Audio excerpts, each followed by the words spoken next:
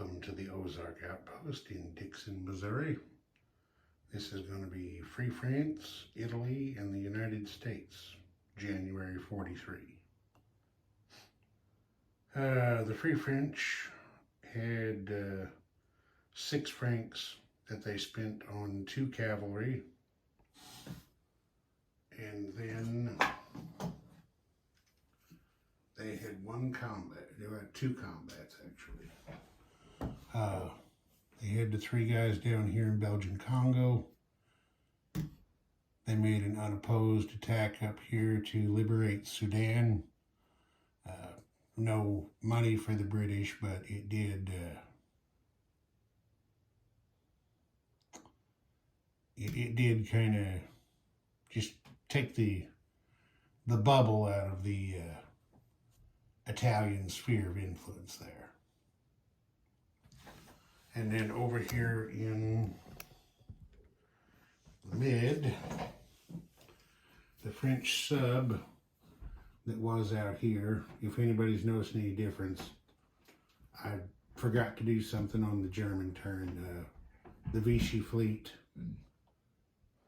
should have moved back in here to safe waters on its turn, so I just went ahead and did that. Solo play privilege, you can fix things like that. Anyway, the French submarine that was out here slipped through, came in to raid the Rome-Tripoli line, but it missed. Didn't do any damage. And the 2 cavalry they built were placed right there in that territory that I butcher every time I try to pronounce it. Anyway, you can see where it is. And then the French collected 4 francs. And I don't know what in the world they're going to do with it, but since they hold Belgian Congo and this uranium mine, they're also producing 1 uranium per turn.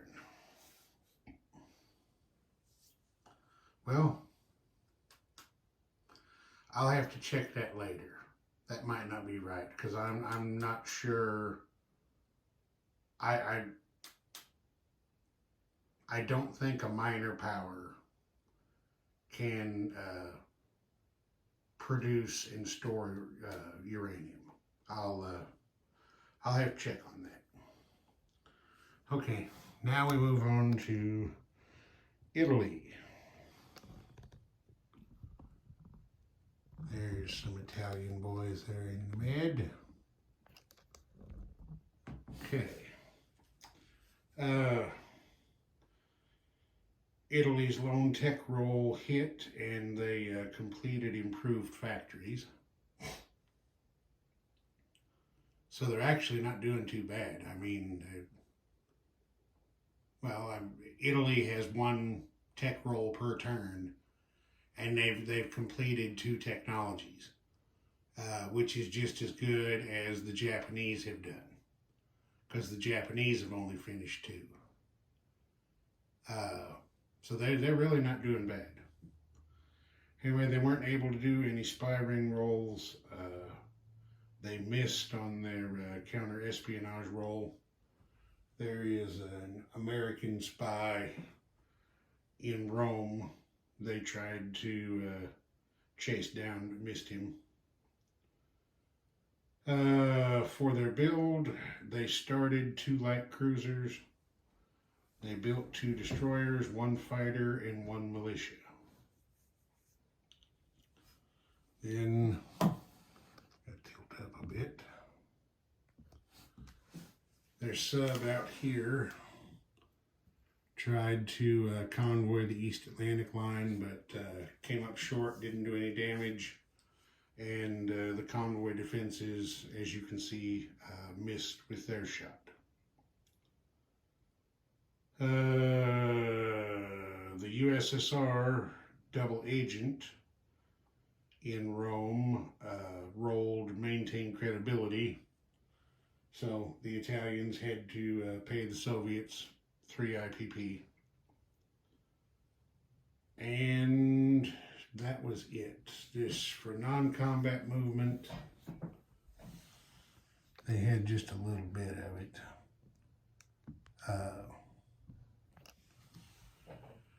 The surviving ships moved back into the safety of the Med. Over here in North Africa,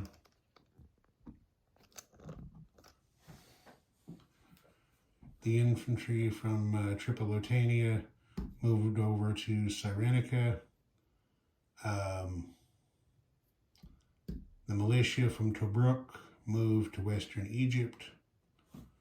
The fighter that had been down here at Tanganyika came up to Nubia. And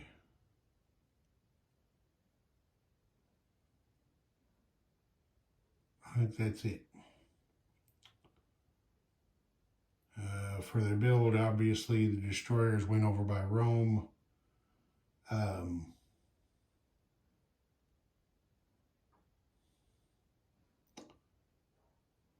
And the militia went down here to, what is it, Rhodesia? Yeah. The militia went down there to Rhodesia. So that's it for the Italian. Oh, the Italian spent 4 oil, and of course they're now collecting 0. All right, the United States, those crazy kids.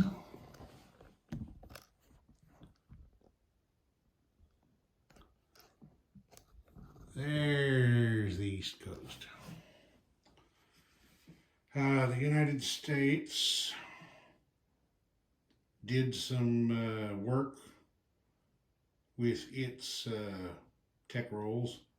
They completed heavy bombers and attack transports, and they moved strategic rockets over to stage 3. Now, I have never finished attack transports in any of my games before. As a matter of fact, I think the games I've played in the past, the best I've ever done with that one was stage 2. But since I am playing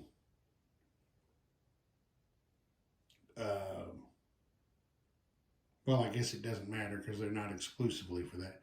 Since I'm playing with B-29s, which, you take my word for it, I am.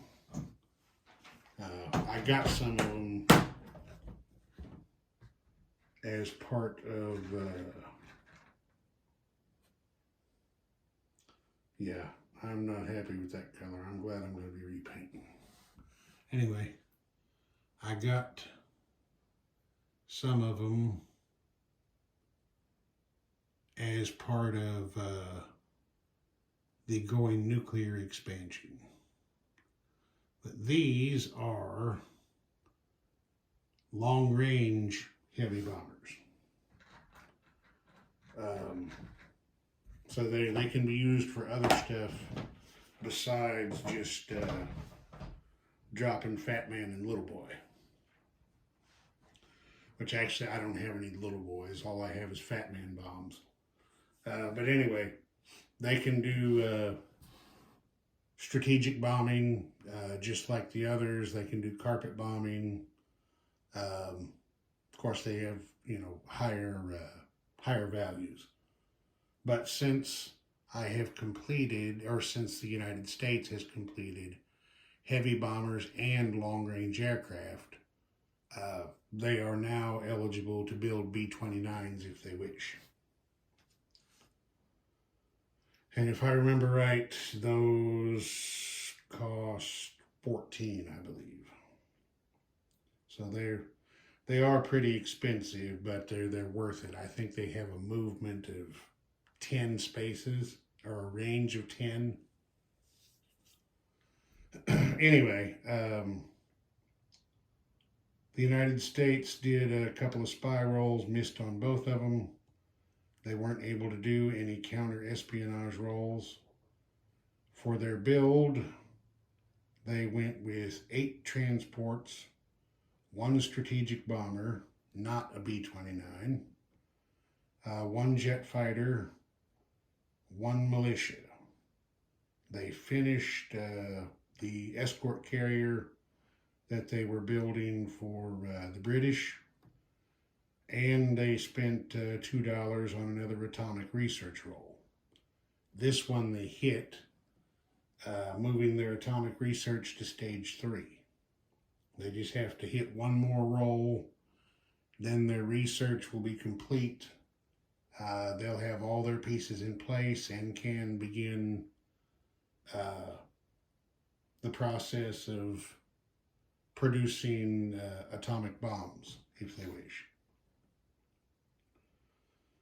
All right, KMT had 8 in the bank, and they spent that on 2 mountain infantry.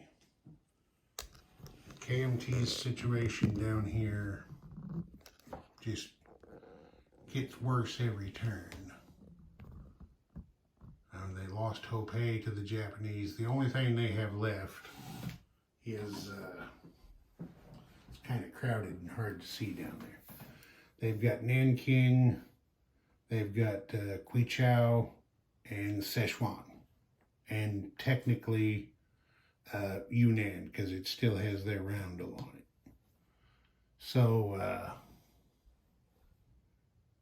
that's all KMT's got left. So it would be foolish for them to try to attack at this point, because they would just be weakening themselves. And they really don't have anything that they can shift around. Actually, they only have... No. They don't have anything they can afford to shift around. So, no joy for them this turn. Okay, the United States was able to take a spy action with their man in Rome, but he rolled a miss, a no action. The German double agent in Washington rolled maintain credibility, so the Americans had to pay the Germans $3. The Soviet double agent rolled misleading research, kicking the American strategic rockets program. No, kicking the Soviets' strategic rockets program from stage 2 back to stage 1. And the Japanese double agent was found out and executed by his own side. Okay, we had some action, some actual real combat action from the Americans. I know that's difficult to believe, but yep, they're in this thing.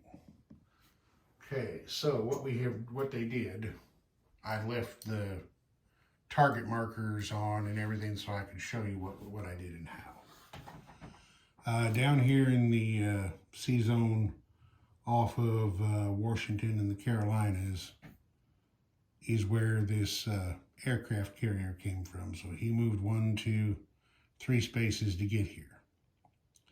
Now a carrier-borne aircraft has a combat air patrol range or maritime air patrol range of 1, the same as if he was land-based. So the fighter went 1 space on combat air patrol in this zone, the tactical bomber 1 space to this zone. The destroyers came from the sea zone off New York to pair with the aircraft, and as you can see, they killed the 2 U-boats that had been in these zones. The U-boats took their defensive shots and missed the destroyers. So, there's the United States Navy getting out there finally and trying to relieve some pressure on the bridge. Hopefully that stuff that just popped up on my phone screen is not on the video because I forgot to engage airplane mode. And then we move down here to the South Atlantic.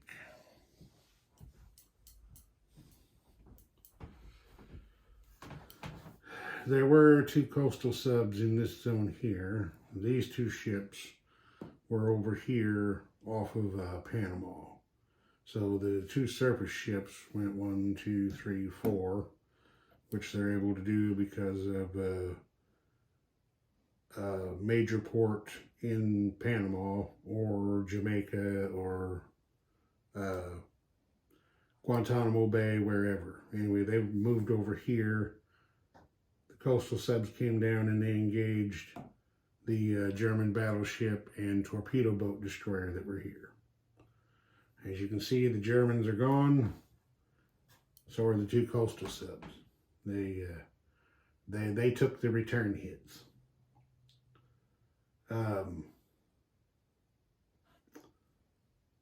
This fighter, let's see. No, I messed that up. He went too far. Fortunately, the fighter didn't score the hit, or did he?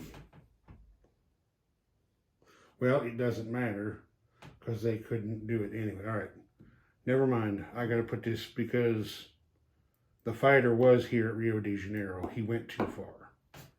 He can't be out there on combat air patrol. That's out of his range.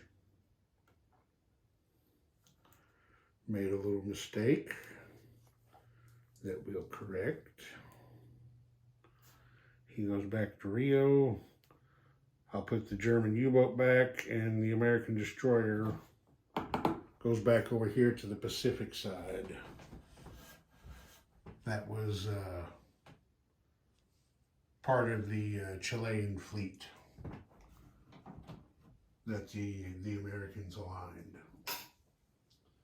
So let's get this fixed real quick. I gotta put the American destroyer back, and I gotta give the Germans back a U-boat.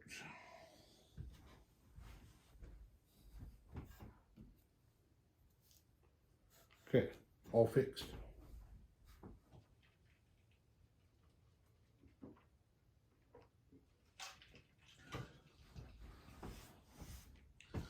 You know, these things happen from time to time. There's just with all the expansions that I play, there is just a god-awful amount of rules to try to keep track of. It's just, I wonder sometimes why I don't make a hell of a lot more mistakes than I do, because, doing this, taking care of everything by yourself, it can be a chore. I mean, I enjoy doing this. That's obviously why I'm playing it. But I mean, there are times where it can feel a little bit like a job. Trying to keep everything straight. Okay, and then we'll move down here because it's going to be easier to show. We'll just get in this corner and shoot down.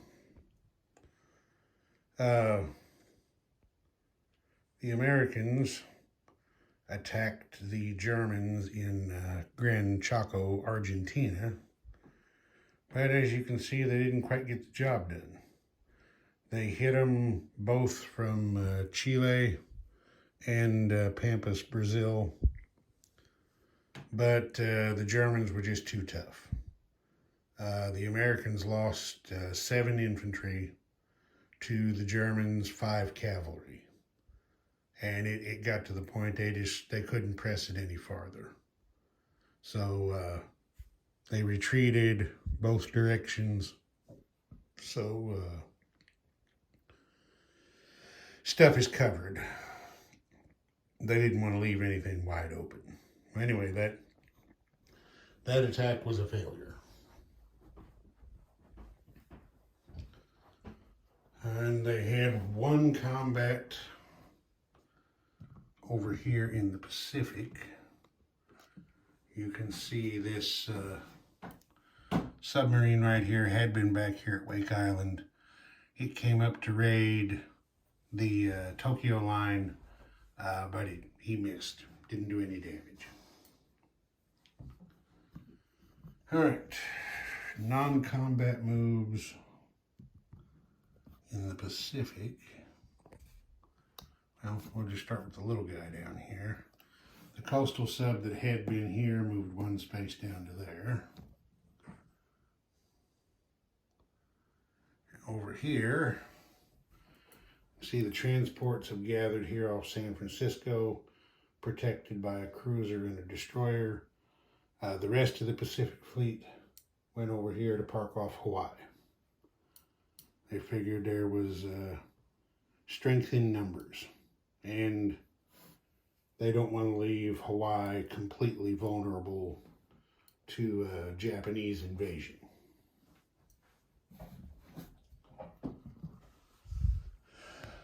In the Atlantic, you can see here, there's the non-combat move.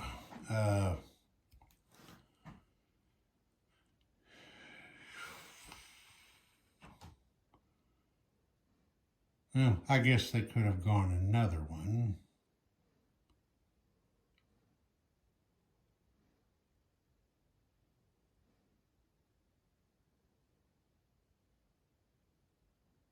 No, actually they couldn't, because part of the transports were up here at New York. So yeah, that was as many spaces as they could go.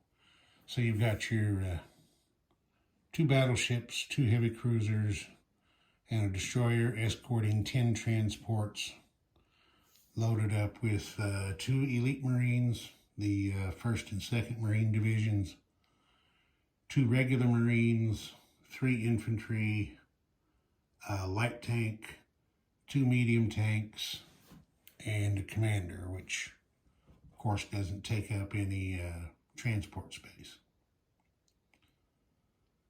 And then the rest of the Atlantic Fleet, you can see, has grouped up here off of New York. So hopefully this heavy cruiser can protect them from the wolf packs. So we'll see what the Americans have in mind.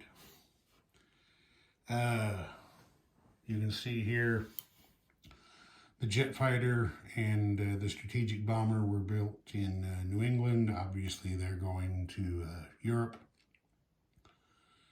to help out there. All 8 of the transports were placed here.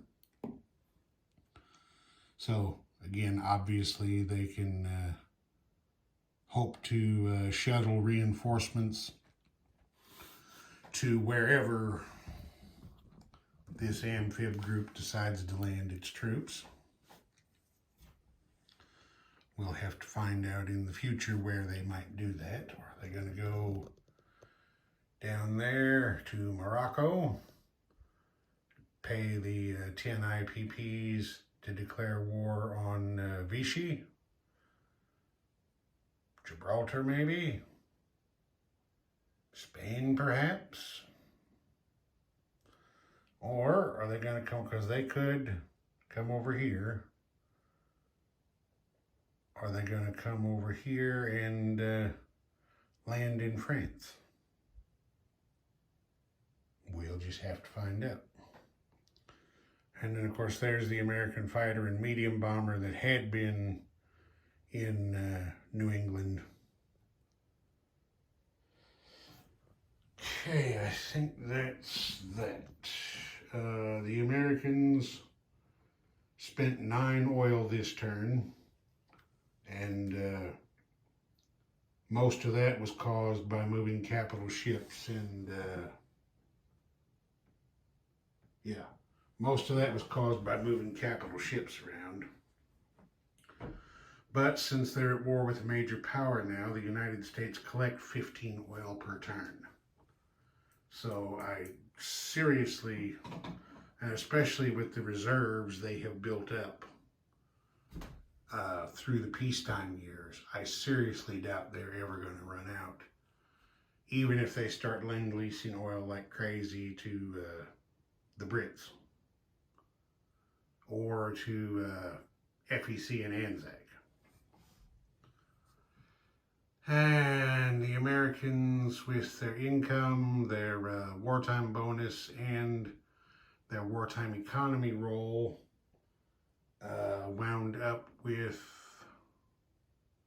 $91 this turn. But of course they had to pay the 3 to the Germans, so that cut them down just a little bit. All right, I think that's that. Ozark Outpost, over and out.